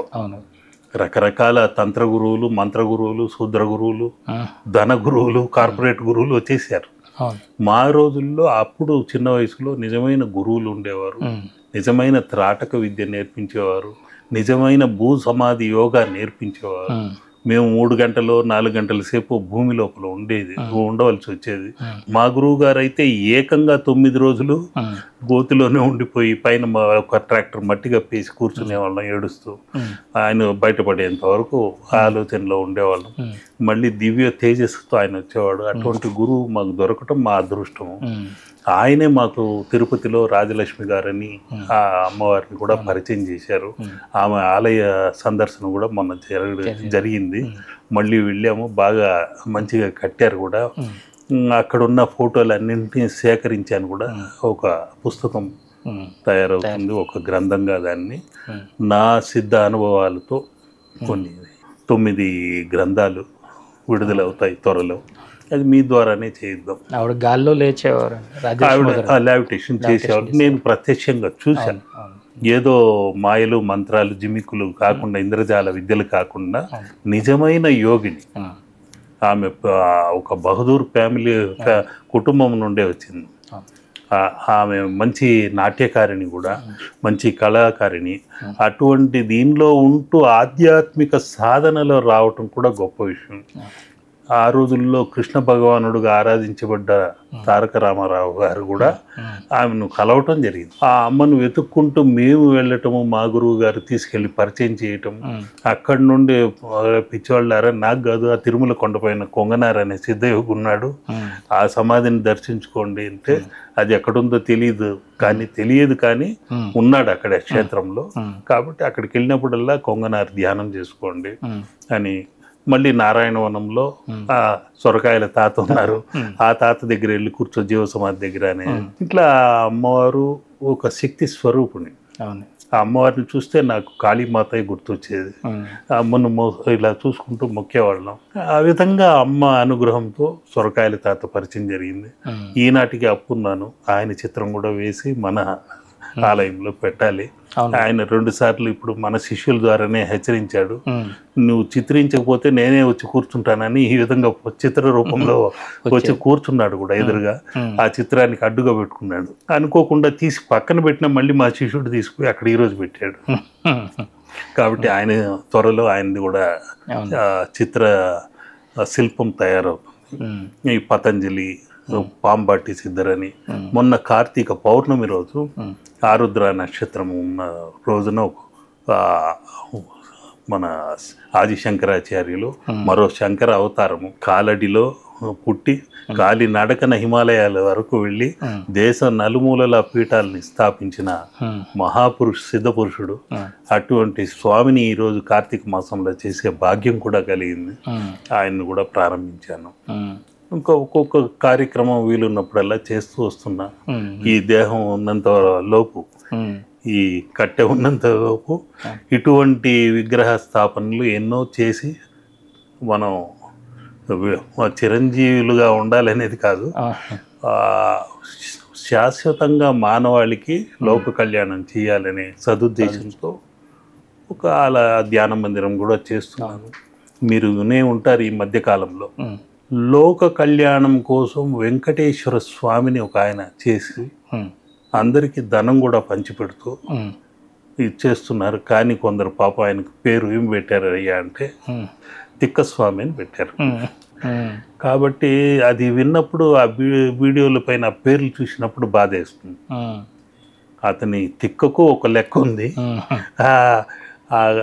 లోక కళ్యాణం కోసం సేవ చేస్తున్నాడు. అటువంటి మహానుభావుల్ని తిక్కని అదేని ఇదని పెట్టకూడదు. కొన్ని అనుకోకుండా ఎదురు చూడనటువంటి జన సమూహం వల్ల ఆయన తొక్కిసలాట జరిగి కొన్ని అనర్థాలు కూడా జరిగాయి. కానీ ఆయన దేనికి బెదరకుండా స్థిరంగా జవాబు చెప్తున్నారు అందరికీ. అమ్మవారు చేయిస్తుంది, నేను చేస్తున్నా అంతే అంటున్నాడు. ఆయన నా అమ్మవారు ఇస్తుంది, డబ్బులు అందరికి పంచిపెడుతున్నా అంటున్నాడు. అంటే ఆ కుండ బద్దలు కొట్టినట్టు ఒక బోళా శంకరులాగా నాకు అనిపించాడు. అటువంటి వారిని మనం కించపరచకుండా తిక్కస్వామి అని కాకుండా మంచి నామకరణంతో స్వామిని పిలిస్తే మంచిది. అటువంటి సిద్ధయోగులు అపూర్వంగా మనకు దొరుకుతారు ఈ కాలంలో. ధనం లాక్కునేవారే ఉన్నారు కానీ ఆ విరాళాలు ఎప్పుడెప్పుడు ఇస్తారని ఎదురు చూసే స్వాములు ఉండే ఈ రోజుల్లో దానికి ఇంకొక విధంగా తన స్వశక్తితో సంపాదించిన ధనాన్ని పంచిపెడుతున్నాడు. 95 ఏళ్ల వయసులో ఆయన్ని మార్గదర్శకంగా చేసుకుని నేను కూడా వెళ్తున్నాను. మనకే పేరు పెడతారో తెలియదు జనం. కాబట్టి జనం కోసం మనం కాకుండా సర్వమానవాళికి లోక కళ్యాణం కోసం ఏదైనా చెయ్యాలి అనే సదుద్దేశంతో మా గురువు గారు నేర్పించిన దారిలో వెళ్తున్నాను. దానిలో నేను పణంగా పెట్టిందంతా నా కళని, నాకున్న వజ్రాయుధము, సంకల్ప బలము, ఈ చిత్రకళ ఒకటే, ఈ శిల్పశాస్త్రం ఒకటే. దాని ద్వారా వచ్చిన ప్రతి రూపాయి ఈ విగ్రహాలకి, ఆ ధ్యాన మందిరానికి ఖర్చు పెడుతుంది. అంటే గురుగారు ఇప్పుడు షట్చక్ర సాధన చేస్తుంటారండి, మూలాధారం నుంచి ఆజ్ఞా సహస్రారం వరకు చేస్తుంటారు కదా. ఈ సాధన అనేది మంత్ర బీజాక్షరాల ద్వారా చేస్తే మంచిదంటారా, లేదంటే ఏ విధంగా సాధన చేస్తే వాళ్ళు దీనిలో ముందుకెళ్ళడానికి అవకాశం ఉందంటారు? చాలా చక్కటి ప్రశ్న ఇది. షట్చక్రాలు అనేది మనకు 6 ముఖములతో ఉన్న ఒక సుబ్రహ్మణ్యేశ్వరుడి కుమారి శక్తి, కౌమారి శక్తి కూడా అంటుంటాం. అవి కాకుండా 9 చక్రాలు ఉన్నాయి, 9 చక్రాలు ఉన్నాయి. అది శాక్తే రూపంలో చూస్తే మొట్టమొదట శ్రీశైలపుత్రి, ఆ శైలపుత్రి తర్వాత భూతత్వంతో, ఆ తర్వాత వచ్చే అమ్మవారే బ్రహ్మచారిణి. లం శ్రీశైలపుత్రి అయి నమః అనుకొని మూలాధారం నుండి, వం బ్రహ్మచారిణి అయి నమః అనుకోవాలి, రం చంద్రఘంటాదేవి అయి నమః అనుకోవాలి. ఆ చంద్రకాంతి సూర్యకాంతితో సమానమే కాబట్టి రమ్ అనే రవి శక్తితో ఉంటుంది. అందుకని చంద్రఘంటాదేవి అయి నమః అనుకోవాలి. మళ్ళీ హృదయ స్థానానికి వచ్చేసరికి వాయుస్థానం కాబట్టి యం అనుకుంటూ అక్కడుండే కూష్మాండ తత్వంతో ఉన్న హృదయ స్థానము షట్కోణ తత్వంతో ఉంటుంది అనుకుంటూ మనము విజువలైజ్ చేసుకోవాలి. ఆ షట్కోణమే కుమారస్వామి. అందుకనే కుమార గురు గుహ అంటుండు. ఆ గుండె గుహల్లో ఉండేవాడే కుమారస్వామి, కౌమారి అనే అమ్మవారు. ఆ షట్కోణములో 5గురు ఉన్నారు, శివ కుటుంబమే ఉంది. పైకున్న త్రికోణము ఇదేమో శివకోణం, కిందికున్న అధోముఖంగా ఉన్నది శక్తి కోణం. ఈ రెండు కోణములు ఏకమైతే మధ్యలో ఉన్న ఆ స్థానమే వినాయకుడు, త్రికోణములే కుమారస్వామి. ఇక్కడ విఘ్నేశ్వరుడు మధ్యలో ఉన్నాడు, గణపతిగా ఉన్నాడు ఘనంగా. ఆ చుట్టూ ఉన్న త్రికోణాలు 6 త్రికోణాలు, కుమారస్వామిగా 6 తలలతో ఉన్నాడు, ఆ శూలాయుధ ఆకృతిలోనే ఉన్నాడు. అదేవిధంగా ఇరువురు ఉన్నారు, శివ పార్వతులు ఉన్నారు, అధోముఖంగా ఊర్ధ్వముఖంగా 2 త్రికోణాలు ఉన్నాయి. కాబట్టి శివ కుటుంబం ఎక్కడో లేదు, మన హృదయ స్థానంలోనే. ఓం శ్రీమాత్రే కూష్మాండాదేవి నమః అనుకోవాలి. హృదయం మనోభీతి, హృదయ స్పందన బాగలేదనుకున్న వారు కూష్మాండ దీపం వెలిగించి ఓం శ్రీమాత్రే కూష్మాండాదేవి నమః అనుకుంటే చాలు. ఇప్పుడు మా శిష్యుడు ఒక ఆయన వచ్చారు, ఆయనకు 6 లక్షలు ఖర్చు అవుతుంది. నాభి దగ్గర ఆయనకు నొప్పి ఇబ్బంది ఉంది, కొంచెం ఇబ్బంది పడుతూ నా దగ్గరికి వస్తే మంత్రం మెల్లగా చెప్దాం లేదు, మామూలు కడుపు నొప్పే కదా అనుకున్నా. కానీ అది ఎక్కువ అయ్యేసరికి హాస్పిటల్కి వెళ్ళటము, అక్కడ వాళ్ళు ఒక 6 లక్షలు బిల్లు వేసి ఇంత అవుతుంది, ఆపరేషన్ చేయాల్సిందే తప్పదు అనటము. అప్పుడు ఇక నేను తప్పనిసరిగా ఆయనకు ఒక మంత్రోపదేశం చేశాను. ఓం శ్రీమాత్రే చంద్రఘంటాదేవి నమః. రమ్ము మణిపూరక చక్రం నుండి అనుకోవాలి. ఓం మణి పద్మే హం అనుకొని ఇక్కడ వరకు హమ్ను లయం చేసుకోవాలి అంటే సాధన చేశాడు 6 రోజులు. అది హాస్పిటల్లోనే. వాళ్ళేమో ఆపరేషన్ చేయాల్సిందే అన్నారు. వాళ్ళ ఇంట్లో వాళ్ళందరూ ఆపరేషన్ థియేటర్ వరకు తీసుకెళ్లే టైంలో కూడా నాకు భోగరాజ్ఞ అయితే అయిందయ్యా, నీకు ఆపరేషన్ కాదు అన్న. లేదు గురువుగారు, నేను ఆపరేషన్ థియేటర్కు ఇంజెక్షన్ కూడా ఇచ్చేసారు, వెళ్తున్నాను, మీతో ఆశీర్వాదం తీసుకొని లోపలికి వెళ్తామని ఫోన్ చేశాను, అమ్మ దగ్గర ఇస్తున్నాను ఫోన్ అని మళ్ళీ ఇచ్చేసారు. వాళ్ళ మదరు మీరు మీ శిష్యుడి పైన ఉన్న అభిమానంతో ఈ ఆపరేషన్ జరగకూడదని కోరుకుంటున్నారు, మాకు 6 లక్షలు ఖర్చు కాకూడదని కోరుకుంటున్నారు. నేను ఇదే హాస్పిటల్లో 10 ఏళ్ళు పనిచేశాను, కాబట్టి ఇంకా తప్పదు గురువుగారు, మీరేమి ఇబ్బంది పడకండి, మా అబ్బాయికి ఆపరేషన్ తప్పదు అని తీసుకెళ్ళిపోయారు. ఒక అర్ధగంట తర్వాత ఫోన్ చేశారు కంగారుగా, ఏంటి ఏమైనా అయిందేమో, ఒక ఆపరేషన్ థియేటర్కి వెళ్ళారు కదా, ఏమైనా ఇబ్బంది అయిందేమో అని కంగారు పడుతున్నాను, ఆపరేషన్ జరగకూడదని బోగర్ ముందు వేడుకుంటూనే ఉన్నా. నిజంగానే అక్కడున్న హాస్పిటల్లో ఎండి రావటము, వచ్చిన వెంటనే ఏమమ్మా ఇక్కడ ఉన్నారని అడగటం వాళ్ళ మదర్ని, ఆ ఫైల్ ఆమె ఇచ్చి మా అబ్బాయికి ఆపరేషన్ అండి థియేటర్లోకి ఇప్పుడే తీసుకెళ్లారు, వెంటనే బయటికి రప్పించండి అని చెప్పి ఆ ఫైల్ క్లోజ్ చేసి ఆపరేషన్ అవసరం లేదు, అదే హీల్ అయిపోతుంది అని చెప్పడంతో వీళ్ళు షాక్ అయ్యారు. వెంటనే అక్కడ నుండి ఫోన్ చేసి, గురువుగారు మీరు చెప్పినట్టే ఆ మంత్రం ప్రభావము, మీ ఆశీర్వచనము, ఆ భోగర్ ఆశీర్వచనము ఫలించింది, మాకే ఆశ్చర్యంగా ఉంది, ఇన్నేళ్ళ వైద్య వృత్తిలో ఉండి కూడా ఆపరేషన్ తక్కువైంది, 6 లక్షలు మిగిలిపోయింది, మీ ఆశీర్వచనం ఫలించింది సార్, చాలా సంతోషమని వాళ్ళు ఈనాటికి ఇప్పుడు ఈ విధంగా వెతుక్కుంటూ రావటం జరుగుతుంది. అది వాళ్ళకి 6 లక్షలు ఖర్చు అవడం కాదు, ఆపరేషన్ కాకూడదు అనేది. ఒకసారి మిషన్ రిపేర్ అయితే అది అవుతూనే ఉంటుంది. కాబట్టి న్యాచురల్గా సహజంగా ఆ మంత్ర విధానంతో తగ్గింది ఆ చంద్రఘంటాదేవి ఆరాధనతో. అదేవిధంగా హృదయ స్థానంలో కూష్మాండాదేవి, ఆ మనోభీతి, హృదయ స్పందన సరిగా లేని వారికి, గుండె దడ ఉన్న వాళ్ళకి అమ్మవారిని వేడుకొని ఆ కూష్మాండ దీపాలు పెట్టడం ఇంటి ముందు, ఇంటి లోపల కాకుండా ఇంటి ముందు పెడితే మంచి జరుగుతుంది. ఆ తర్వాత ఇక్కడ అమ్మవారు స్కందమాత ఉంటుంది. ఆ స్కందమాత కుమారస్వామితో పాటు ఉంటుంది. స్కందుడు అంటేనే కంచు కంఠంతో ఉన్నవాడు, శూలాయుధంతో ఉన్నవాడు, ఎటువంటి వాటినైనా ఎదిరించే శక్తి ఉన్న సేనాని. ఇప్పుడు నాకున్న కంఠబలం, మాట బలము, దాంతో నేను మంచి చెప్పగలుగుతున్నాను. నన్ను ఇక్కడ పలికించేది ఆ స్కందుడే. ఆ శబ్ద తరంగాలు విస్ఫోటనం, దాన్నే సంస్కృతంలో స్కంద అంటే విస్ఫోటనం. అటువంటి విస్ఫోటనం నుండి అక్కడికి ఆజ్ఞాచక్రానికి వెళ్ళి అక్కడున్న అమ్మవారిని కాత్యాయని దేవి అయి నమః, నేత్ర రోగాలు ఉండకూడదు, మసకలు ఉండకూడదు, మంచిగా చూడాలి, మంచినే చూసి దర్శించుకోవాలి అని వేడుకుంటూ అక్కడి నుండి మళ్ళీ ఇక్కడికి మన బ్రహ్మరంధ్రంకి వెళ్ళిపోయి సహస్రారంలో ఒక రంధ్రం ఉన్న చోట కాలరాత్రి అమ్మవారు ఉంది, అదే కృష్ణబిలము, అదే గెలాక్టిక్ సెంటర్ మధ్య ఉన్నది, అదే బ్లాక్ హోల్. ఇవన్నిటికీ స్టార్ గేట్ ఇక్కడ నుండే ఉంది పైకి. అక్కడి నుండి మహాగౌరి దర్శనం చేసుకోవాలి. ఆ మహాగౌరి ఆశీర్వచనం తీసుకొని మనకు ఆకర్ణ ఉన్న అమ్మవారే సిద్ధిదాత్రి. ఓం శ్రీమాత్రే సిద్ధిదాత్రి, అన్ని సిద్ధించాలి అని కోరుకుంటే మాత్రము నా అనుభవంలో తప్పకుండా అన్ని సిద్ధిస్తారు. ఈ చక్ర ఆరాధన శాక్తేయ రూపంలో చేసుకోగలిగితే తప్పకుండా వారికి అన్నీ అనుకూలిస్తాయి. షట్చక్రాలే కాదు, 9 చక్రాలు ఉన్నాయి. అట్లా ఆ పరమాత్మ జీవాత్మతో సహా మనము కనెక్ట్ అవ్వటం జరుగుతుంది. ఇవన్నీ ఒక్కొక్కటి సాధనలోనే అవన్నీ ముద్రలతో బయటపడతాయి.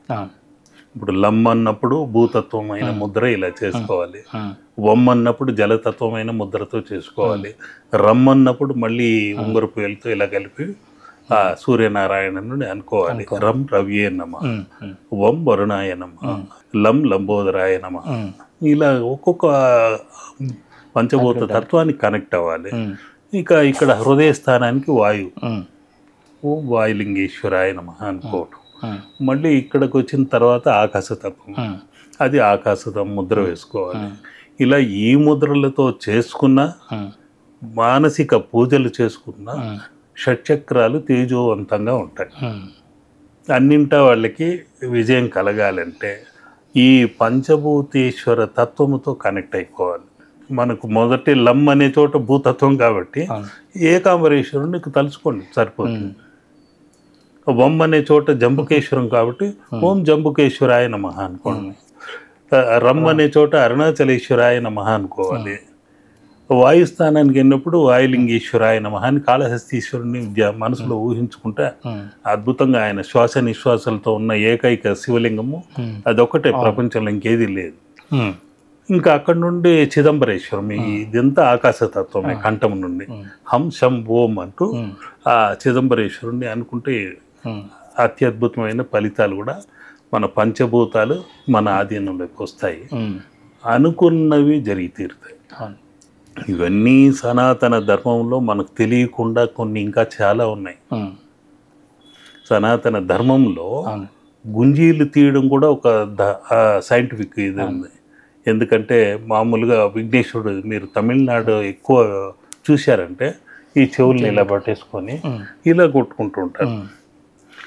ఇక్కడ వర్మకళ ప్రకారం, శాస్త్ర ప్రకారము ఇక్కడ ట్యాప్ చేయటం వలన, ఇలా మొట్టికాయలు వేసుకోవడం వలన బాడీలో ఉండే అన్ని నాడులు తేజవంతం అవుతాయి. 72,000 నాడులు ఇక్కడ కనెక్ట్ అయ్యి ఆ రక్త ప్రసరణ అద్భుతంగా జరుగుతుంది. అందుకనే వాళ్ళు ఇలా ట్యాప్ చేసుకోవటం. మళ్ళీ గుంజీలు ఇలా లాగినప్పుడు ఇటు అటు కూర్చొని లేచేసరికి మంచి శక్తి ఉత్పాదన జరుగుతుంది, అనుకూల శక్తి వీళ్ళకి కలుగుతుంది. ఈ నాడీ మండలం మొత్తం తేజవంతం అవుతుంది, ఆకర్షణ శక్తి పెరుగుతుంది. ఇవి లాగటం వల్ల మళ్ళీ చెవుల్ని ఇలా రెండింటిని పట్టుకొని మనం కూడా ఇట్లా నొక్కి నొక్కి వదులుతుంటే ఈ మనకి కొందరికి సరిగా వినపడకుండా ఉండొచ్చు, కొందరికి అనుకోకుండా మైగ్రేన్ ఉంటుంది, ఒకవైపే తలనొప్పి వస్తుంటుంది. అటువంటి వాళ్ళు ఇలా అనుకుంటూ కొద్దిసేపు బంద్ చేసేస్తే జీరోలోకి వెళ్ళిపోతారు. 2 చెవులు మీరు ఇలా నొక్కేస్తే ఒక సముద్రపు హోరు ఎక్కడో శూన్యంలో ఉన్నట్టు ఉంటుంది. కాసేపు ఆ విధంగా ఉంటే తలనొప్పి అటువంటివి ఏమి ఉండదు. నాకు ఇంతవరకు తలనొప్పి అంటే ఏంటో తెలియదు, చెప్తున్నాం వినటమే. కాబట్టి ఇవన్నీ మనము సనాతన ధర్మంలో ఉండే గుంజీలు, ఈ మొట్టికాయలు ఇవేంటో అనుకుంటుంటాం, కానీ పెద్దలు ఇలా చేస్తే మంచిది, విఘ్నేశ్వరుడు అనుగ్రహిస్తాడు, చేయండి అయ్యా అంటుంటారు. ఇవన్నీ వాళ్ళు ఒక సైంటిఫిక్ వేదిక్ సైన్స్ ప్రకారం మనకు బోధించిన సాంప్రదాయాలుగా పెట్టేశారు. అది తెలియకుండా మనం ఆచరించడం వల్ల ఇవన్నీ చేసుకుంటూ వస్తాం. ఈ నవగ్రహ దోషాలని తొలగించడం, ఒక్కొక్క గ్రహానికి ఒక్కొక్క క్షేత్రంగా ఏమేమి ఉన్నాయి గురువుగారు మనకి? మనము నవగ్రహ అనుగ్రహాన్ని పొందాలంటే మొదట మన శరీరంలోనే ఆ స్థానాలు ఉన్నాయి. ఎక్కడో క్షేత్రాలు ఉన్నాయి అనుకుంటాం. మన శరీరంలోనే పంచభూతాలతో పాటు నవగ్రహాలు ఉన్నాయి.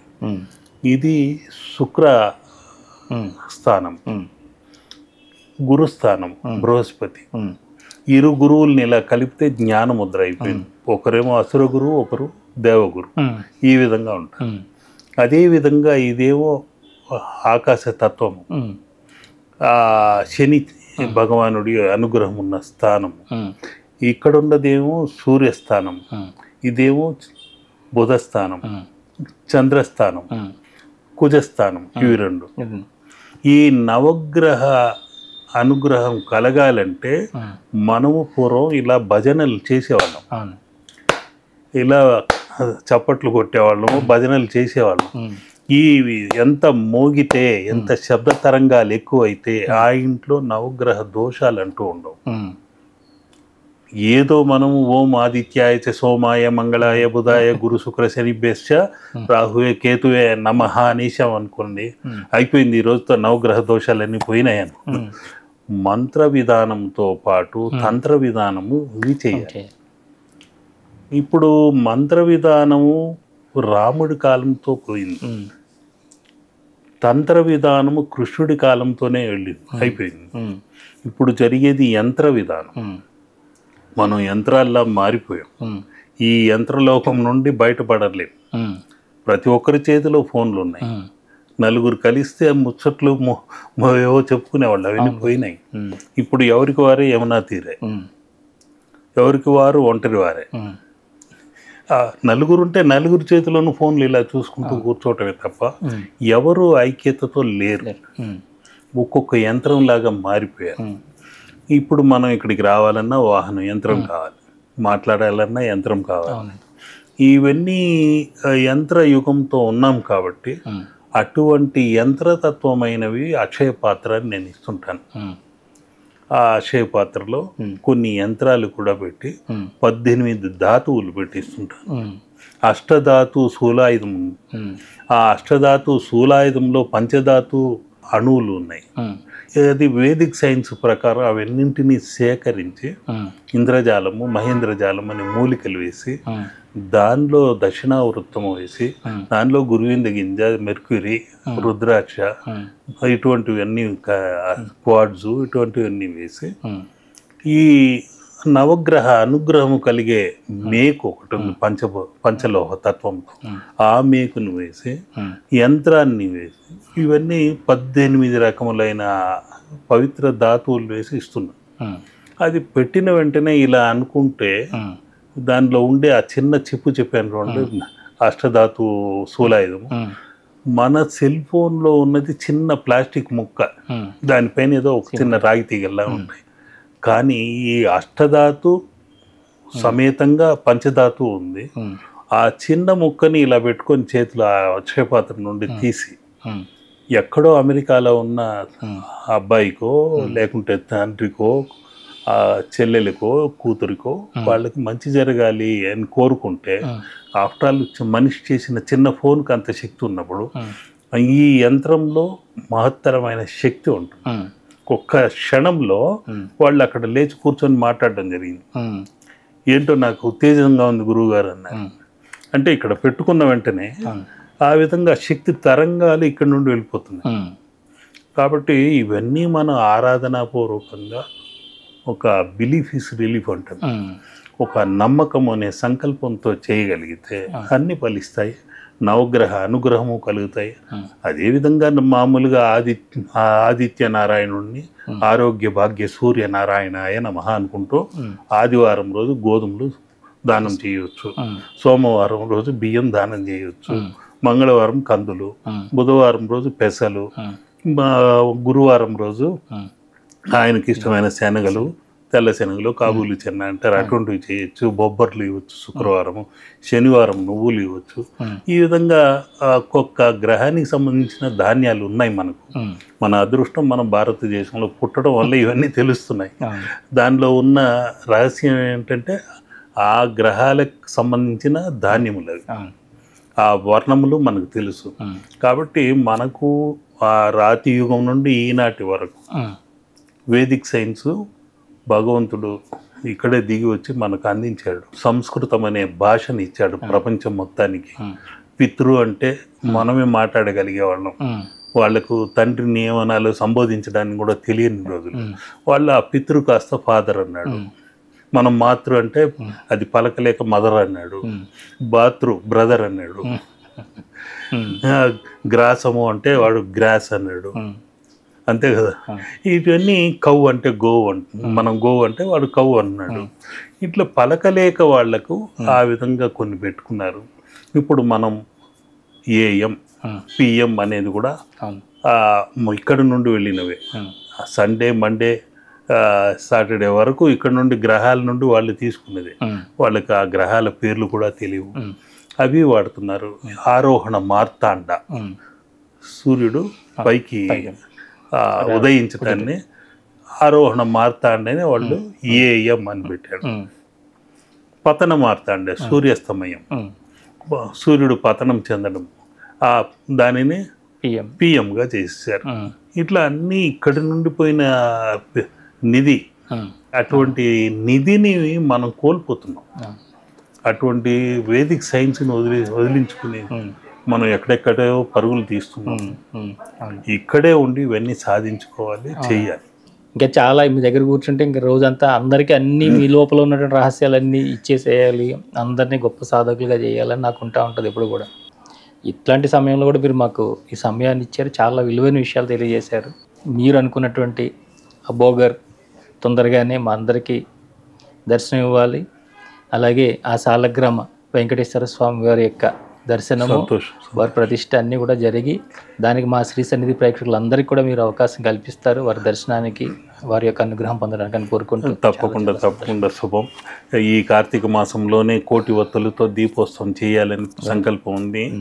అది కాకుండా పంచభూతములకు మీరు ఇందాక అన్నట్టుగానే 5,00,000 ఒత్తులతో నలుదిక్కుల ఆ దీపారాధన చేయాలనుకుంటున్నాము. అప్పుడు మన ఛానల్ ద్వారానే అవన్నీ లైవ్లో పెడదాము. అందరికీ ఆ కాంతుల్ని అందజేద్దాము. అందరూ వెలుగుబాటులో పయనించేలాగా చేద్దాము. సనాతన ధర్మంలో అనేక మర్మాలు ఉన్నాయని తెలియజేద్దాం. మీ ఛానల్ ద్వారా అనేక మంది గురువుల్ని పరిచయం చేస్తూ ఈ విధంగా మా లోపల దాగి ఉన్న రహస్యాలన్నీ బయటికి లాగి అందజేస్తున్నారు. కాబట్టి తప్పకుండా మన ఛానల్ ద్వారానే ఈ విషయాలన్నింటినీ తెలియజేద్దాం. లోక కళ్యాణం కోసం, మానవాళి కోసం నా వంతు కృషి, నాకున్న తెలిసిన జ్ఞానాన్ని నేర్చుకుంది పిడికిడంతే. నేర్చుకోవాల్సింది నేను నిత్య విద్యార్థినే, ఇంకా నేర్చుకోవాల్సింది సముద్రం అంత ఉంది. నేర్చుకున్న పిడికిడ అందరికీ పంచిపెడదాం. చాలా సంతోషం. శుభం. నమస్కారం. లోకా సమస్త సుఖినో భవంతు. శుభం. ఇంతవరకు మనం ఎక్కడెక్కడికో తిరిగి ఎంతోమంది సాధకుల దగ్గరికి ఎన్నో సంవత్సరాలు వారికి సేవ చేసిన చెప్పినటువంటి ఎన్నో రహస్యాలు ఇవన్నీ కూడా చాలా మర్మంగా ఉండేటువంటివి. సాధకులు ఎంతగానో వారి సాధన ఒక 30 ఏళ్ళు 40 ఏళ్ళు సాధన చేసిన తర్వాత వారి యొక్క అనుభవ జ్ఞానం ఇంత వస్తుంది. ఆ జ్ఞానాన్ని మనకి మనందరి మీద కరుణతో మనందరం కూడా ఉన్నత స్థితికి వెళ్ళాలి, ఉన్నటువంటి ఇబ్బందులు పోగొట్టుకోవాలి, అన్ని సమస్యల నుంచి బయటపడాలని గురువుగారు వారి ఆశీస్సుల్ని మనకి వారి యొక్క సందేశ రూపంలో అందించారు. దీన్ని అందరినీ కూడా మీరు క్షుణ్ణంగా విని 1-2 సార్లు విని దీనిలో ఎన్నో మర్మాలు ఉన్న అవన్నీ కూడా నిత్య జీవితంలో ఆచరణలో పెట్టుకుని అందరూ కూడా సుఖంగా సంతోషంగా ఉంటారని ఆశిస్తూ మరొక ఇంటర్వ్యూలో మళ్ళీ కలుసుకుందాం. అంతవరకు చూస్తున్నాండి శ్రీ సన్నిధి టీవీ. నమస్కారం.